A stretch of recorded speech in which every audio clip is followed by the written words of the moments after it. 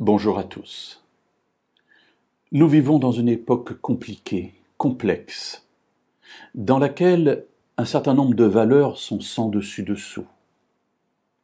Un des aspects que je voudrais souligner aujourd'hui, c'est le rapport que nous avons avec le monde animal. Nous avons, en gros, trois situations. La situation où le monde exploite le monde animal sans aucune considération par rapport à la souffrance, par rapport aux conditions de traitement et quoi que ce soit d'autre. Nous avons une autre situation où nous avons des personnes qui essaient d'être en rapport avec ce monde animal dans le respect de ce qu'il est. Et puis nous avons une troisième situation où le monde animal est mis sur le même niveau que les humains et peut-être même un peu au-dessus des fois dans ce que je peux lire ou entendre. Qu'en est-il au commencement?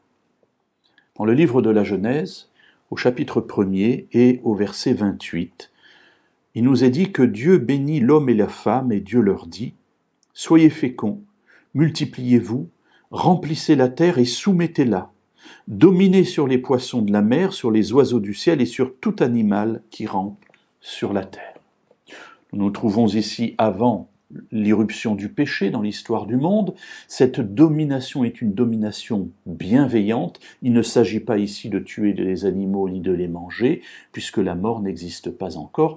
Cette autorisation, entre guillemets, de manger de l'animal ne viendra qu'après le déluge, c'est-à-dire de très nombreuses années après la création.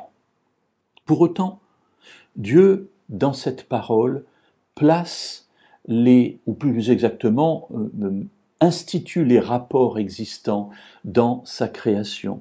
L'homme domine et il soumet, c'est-à-dire que c'est lui qui dirige le monde animal. Cela veut dire que le monde animal lui est, entre guillemets, inférieur. Cela ne veut pas dire qu'il peut l'utiliser, ça ne veut pas dire qu'il peut l'asservir. Je le rappelle, on est avant le péché. Et je suis persuadé que les pratiques actuelles dans les grands groupes où l'on voit la souffrance du monde animal, où on élève des animaux uniquement pour les manger, est quelque chose qui n'entre pas dans le plan de Dieu. Le plan de Dieu nous pousse à être végétariens au minimum, à respecter le monde animal. Et Dieu demandera des comptes à ceux qui font souffrir ce monde animal, végétal dans lequel nous vivons. Pour autant, non, le monde animal n'est pas l'égal du monde humain.